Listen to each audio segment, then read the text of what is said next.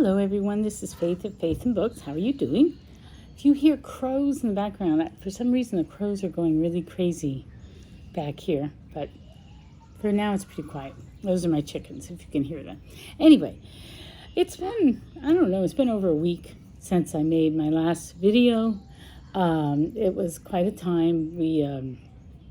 My husband got really sick, and he went to the ER on Friday morning, and then he came home Monday afternoon. So, and he's recovering. He even went to work today. So he's getting better. But anyway, May started off with him getting sick and then going to the hospital. I just haven't gotten very much reading done. I'm also getting ready for a big party tomorrow. My youngest daughter, is graduating tomorrow. So it's going to be a long day tomorrow. We're going to go into the graduation. Her college is just about 45 minutes away. And then we're having a big party afterwards. And so we were going to have it outside, but 90% chance of rain tomorrow. So I'm cleaning my house right now. So I'm taking a break from that to do this video. So anyway, my goal, I think I said the last video, I was going to try and really catch up on these 3 big books that I'm reading. Ovid's Metamorphosis, Introduction to Christianity by Pope Benedict, and the Trampling Out the Vintage, the very big book on the history of the United Farm Workers. Well, I have sort of gotten a little bit read in those 3, but during the whole health crisis, I really couldn't read very much, and so when it was time to go to the hospital, when he had to go to the hospital, I just ran and grabbed a book, and I grabbed the next Hornblower because I envisioned many, many hours sitting around, which was true, although I only read about the first third that whole weekend he was in the hospital. But anyway, I needed something light and absorbing. So I don't know where other people are in the group that's reading Hornblower. I think Mark Richardson is behind because he's just been so busy. He hasn't been able to, keep up. So I don't know. I don't know if this project is kind of falling apart or if it's going to regroup. But I'm still plugging away at it. And so I picked up Beat to Quarters, which is called The Happy Return in England. And I read it, and it was just what I needed. It was absorbing. This is the first book that he wrote, I think, chronologically. So this came out in 1938. And you can tell that the language is a little bit different. And I don't know if he had written some short stories beforehand, maybe. Forrester, about this character, Horatio Hornblower, but this was the first one published as a novel anyway, and you already have the character of Hornblower, pretty full blown, but it's a little bit less nuanced. So he's really tightly wound in this one, and right away there's a couple of inconsistencies. If you read them in his chronological order of when he first starts out in the Navy, he's already really befriended Lieutenant Bush, but here it's like they haven't been friends before, so that's a big inconsistency. Also, I think the timing's off because in the last book he was about to become captain of the Lydia, and I think here he's been captain for 5 years. And it refers to things that went on, like he's really, really taciturn. He will not confide in anybody. He will not confide in Bush because he's afraid that he'll talk too much, because apparently in some previous assignment he did do that and he sort of lost his authority. He was too talkative and too confiding, and it caused discipline lapses. He doesn't go into detail. So, and that didn't happen before. So I don't know if there's supposedly a gap in between the last one and this one, but there must be some kind of a gap, but not that much of a gap if he's been on the Lydia for 5 years already. Anyway, there are some inconsistencies, definitely. But it still mentions Maria and his 2 children. So, though, not very often, because he's off on this mission He's been sent to. He went around Cape Horn, South America, and he's on the Pacific side of Central America, and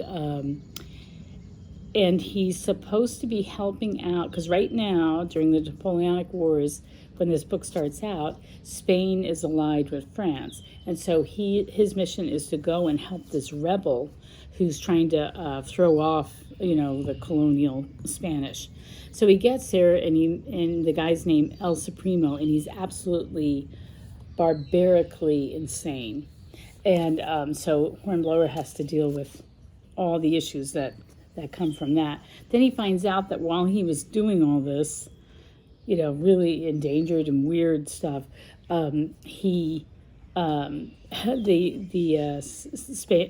Spain switched sides and is now allied with England. So then he has to go undo what he did. Oh, my cat wants to get out. So all sorts of complications. The war scenes are pretty brutal, but it is war.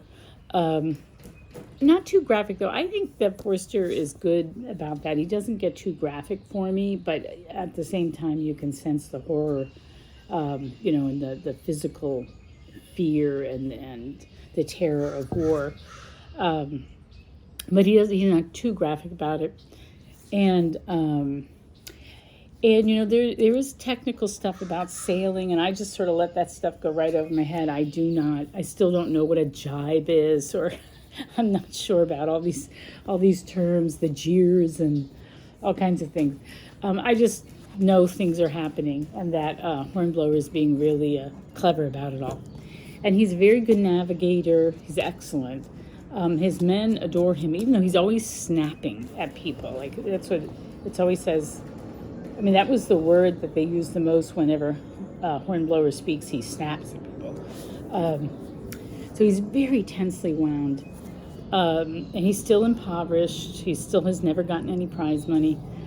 And the big thing, though, in this book is that he picks up a woman in Panama. And this was a little bit beyond belief, that this famous woman, she's Barbara Wellesley, so she's Arthur Wellesley and whatever the other brother's name is, the two great heroes, and sister, and somehow she was sailing around in the ocean during the Napoleonic Wars, and she gets captured, and then she managed to get out somehow, and she's in Panama, and a yellow fever strikes, so she finds out that there's a British ship, and so she asks to go on board, so Hornblower has to take her on board, and she's there while they're doing this terrific action where the Lydia, which is the name of his ship, and what kind of ship was that? It's a frigate, and it had to do one-on-one battle with this old ship, a Spanish ship, the Navidad, which had a lot more guns. It was a lot more powerful, and Hornblower has to battle, and it's a very detailed battle of all the decisions he has to make, and she's there, and so she, I probably should put spoilers on this, but she's there, and she shows her mettle, and a friendship develops between them, which turns into something else. So I really enjoyed the book. I've read this before, but I did not recall very much of it at all. I sort of remembered a little bit about Lady Barbara, but that was it. I really didn't remember the plot at all. So it was an absorbing read, and I think that Forster did get to be a better writer or more comfortable with his character. Maybe he felt like he really had to set up the character because it's a little heavy-handed, I think, compared to the other books. What was I going to say? I'm losing my thought. Oh, and one of the things he does that he doesn't do in the other books is he kind of steps out of time. Like, he keeps referring to the fact that, one day there's going to be a Panama Canal here. Or he talks about, Florence Nightingale hadn't yet made nursing something that women can do. So he sort of steps out of the time period. I don't know who he is because we're 95% of the time we're in Hornblower's head, and then a couple of times we're in Lady Barbara's head or Lady Barbara and Bush's head. But most of the time it's from Hornblower's perspective. So to me it was a little weird that where he suddenly would mention something out of that time period, which he does. I don't recall him doing that in the other books. So anyway, I enjoyed this book very, very much, and it was just what I needed to read. And I'm not sure, I'm going to put this up right now. I'm not sure what other people are doing, but I'm just going to put it up now because I have too much going on. And I needed to make a video right after I read it, because otherwise I'm just not, by the end of the month, I'm not going to remember. Another thing I really like the book is the psychological study. I mean, that's what it really is. It's a psychological study of Hornblower and his temperament and his perfectionism and how hard he is on himself. And as Bush puts it, he's nervous and he's shy, but he's a really, really good captain. He's a really good navigator, and he's a really good seaman. But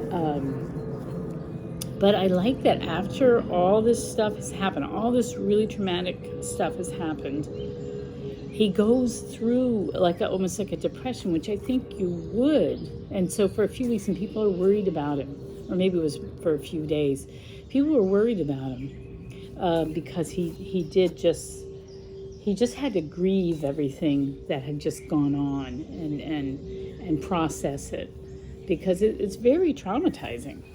Fighting in a war is very traumatizing, and being a captain of a ship and being responsible for all these people and having these orders to carry out and keep discipline tight and make sure your decisions are carried out and making the right decisions, and you never know. And he's always second guessing himself. He's always doubts his own capability.